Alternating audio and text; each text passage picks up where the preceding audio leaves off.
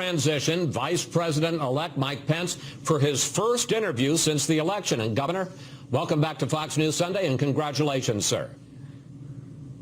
Thank you, Chris. It's great to be back, and couldn't be more honored and humbled to have the opportunity to serve with President-elect Donald Trump and to see the energy that he's brought, the leadership that he's brought to this effort since literally hours after the election was called has been truly inspiring. As we just reported, the president-elect met with a wide range of people yesterday, everyone from Mitt Romney to Michelle Rhee. But so far, the people that he has appointed have all been loyalists and, frankly, all white men. My question, sir, is, will we see a diversity of opinion in the Trump administration? And, frankly, will we see a diversity of gender and race? Well, clearly, the president-elect is a man who knows his mind. He knows where he wants to take this country. He laid out an agenda to make America great again, to have America standing tall in the world, to revive the American economy. And he's going to surround himself with men and women from diverse backgrounds who are going to help him move that agenda forward. But I have to tell you, to be alongside him in these meetings, to be here at Trump National yesterday, to see men and women coming through with extraordinary backgrounds, another round of those today. We have just been working at his direction headlong to bring together people from all across this country who will help him on day one to begin to move that agenda to really result in a stronger and more prosperous America, and I couldn't be more honored to be a part of it, Chris. Well, let me see if I can get you to make some news, sir. Someone close to the transition tells me that the meeting with Mitt Romney yesterday actually went better than expected, given their history with each other, and that he's now a contender for Secretary of State, although Rudy Giuliani may well be the front runner still, and that retired General James Mattis is, quote, likely for Secretary of Defense. And I want to put up a tweet that Donald Trump sent out this morning. General James Mad Dog Mattis, who is being considered for Secretary of Defense, was very impressive yesterday, a true general's general. Sounds like he's got the job, sir. Well, stay tuned as the president-elect works through all of those decisions. I can tell you that they'll be coming forward. I think you said it at the top of the show, though. It's while some in the national media were wringing their hands early this week, we've been working from literally hours after the election was called to move this transition forward. I'm honored to be serving as the chair of it, and to have someone like General Mattis to sit before us yesterday, someone with a legendary military career, and to be able to talk to him about the challenges facing America and our national security. And I can tell you that the president-elect was very grateful that Governor Mitt Romney came in. They had a good meeting. It was a warm and a substantive exchange, and I know he's under active consideration to be the Secretary of State of the United States, along with some other very distinguished Americans. Just one quick thing on Romney. Was there any talk about the terrible things they said about each other? Well, we spent about an hour together with the team, the president-elect and I, on one side of the table, and some on the team on the other side with Governor Romney, and we talked through a lot of substantive issues. They did have some private time together, and you can ask either one of them what they talked about. But look, these are two people that earned their party's nomination. One was successful and won a mandate from the American people earlier this month to make America great again. Another one fought hard to do that 4 years ago. And I can just report to you that it was a cordial meeting, but more importantly to the American people, it was a very substantive conversation. I know the president-elect was grateful that Mitt Romney came here to Trump National and spent some time and is willing to be considered for this important role at such an important time in the life of our nation. Well, let's talk about your role, because the president-elect has made you the head of the transition. You seem, from your visits, to be his main link to Congress. Some are comparing you to Dick Cheney, who played a big role in introducing another newcomer to Washington back in 2000, George W. Bush. What do you think of the Cheney comparison? Well, I have high regard for the service that Vice President Cheney provided to the United States, but the person that will define my role is the president-elect of the United States of America. And what has he said about that role? I mean, some people have said that he's going to be the CEO and you're going to be the COO, the Chief Operating Officer.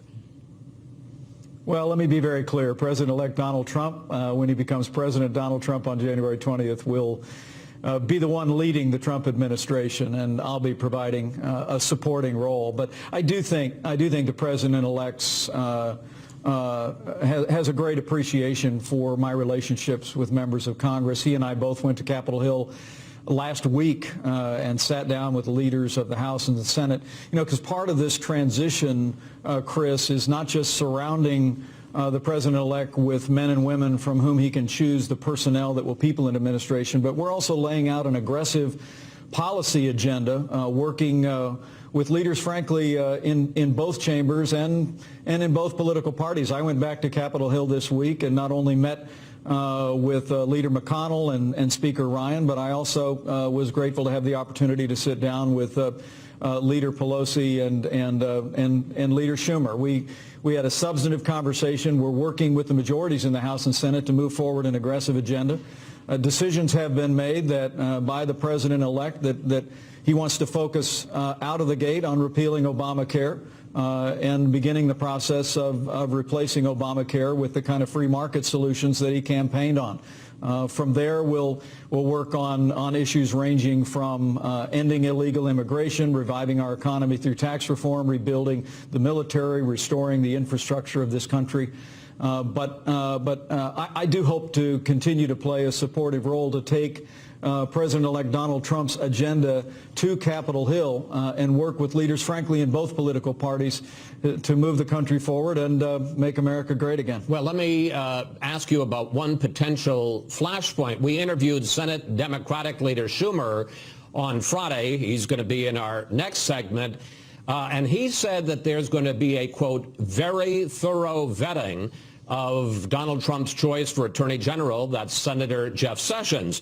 Back in 1986, looking at the record, Sessions was rejected by the Senate as a federal judge because of troubling actions and statements on race. And as a senator, Sessions supported rolling back the Voting Rights Act and voted against laws to protect gays and guarantee equal pay for women. The question is, are you prepared to fight Democrats to make Sessions the nation's chief law enforcement officer?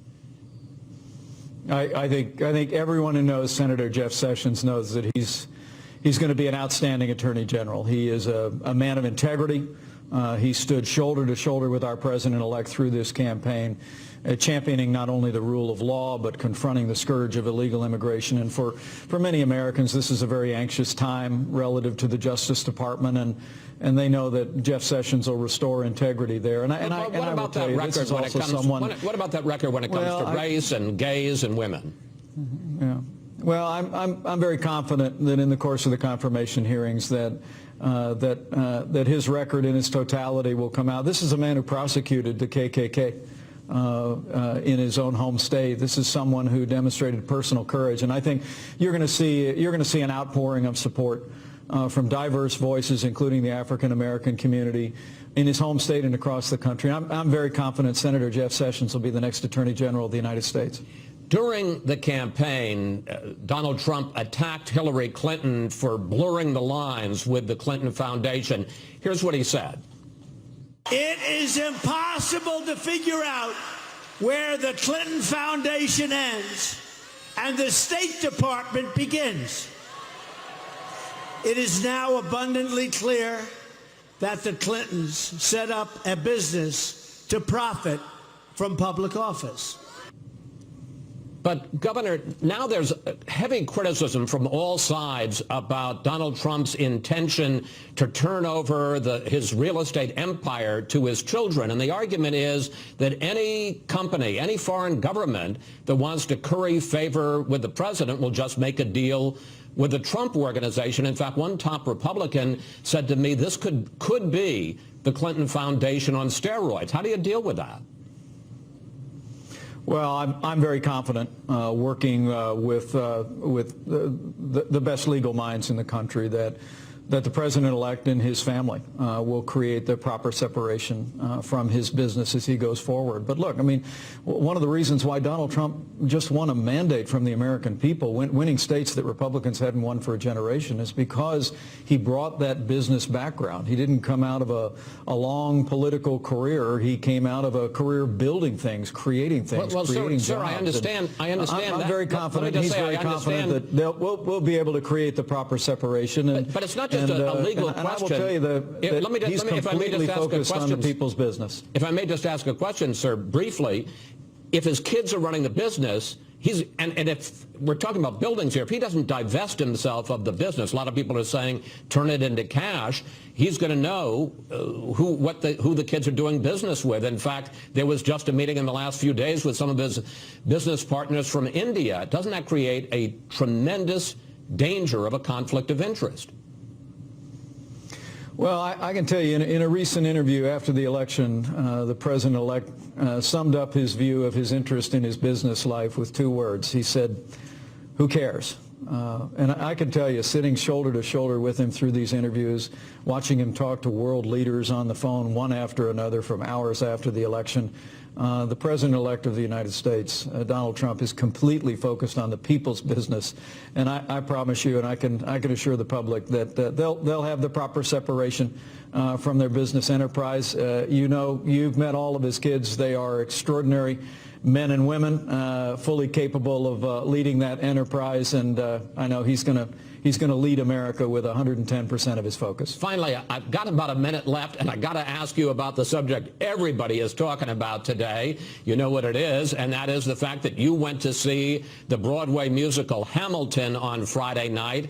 And afterwards, the cast addressed you as you were walking out of the theater about their concerns as to whether Mr. Trump will protect diversity in our nation. Here he is.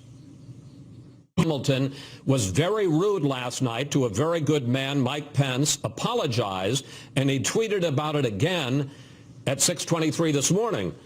Governor, what did you think of the cast comments, and did you consider it rude? Well, first off, my daughter and I and her cousins really enjoyed the show. Hamilton is just an incredible production and incredibly talented people, and it was a real joy to be there. And when we arrived, we heard a few boos and we heard some cheers, and I nudged my kids and reminded them that's what freedom sounds like. And but at the end, I did hear what was said from the stage, and I can tell you, I wasn't offended by what was said. I'll leave to others whether that was the appropriate venue to say it. But I do want to say that the basic element, the center of that message is one that I want to address, and that is I know this is a very disappointing time for people that did not see their candidate win in this national election. I know this is a very anxious time for some people, and I just want to reassure people that what President-elect Donald Trump said on election night, he absolutely meant from the bottom of his heart. He is preparing to be the president of all of the people of the United States of America. And to watch him bringing together people of diverse views, bringing together people that differed with him strongly, seeing him talk to leaders around the world, I just want to reassure every American that in the days ahead, I'm very confident that they're going to see President-elect Donald Trump be a president for all of the people, and we embrace that principle, and we're going to work hard to make that principle every day that we serve. And just to button Hamilton Gate up, do you want or expect an apology?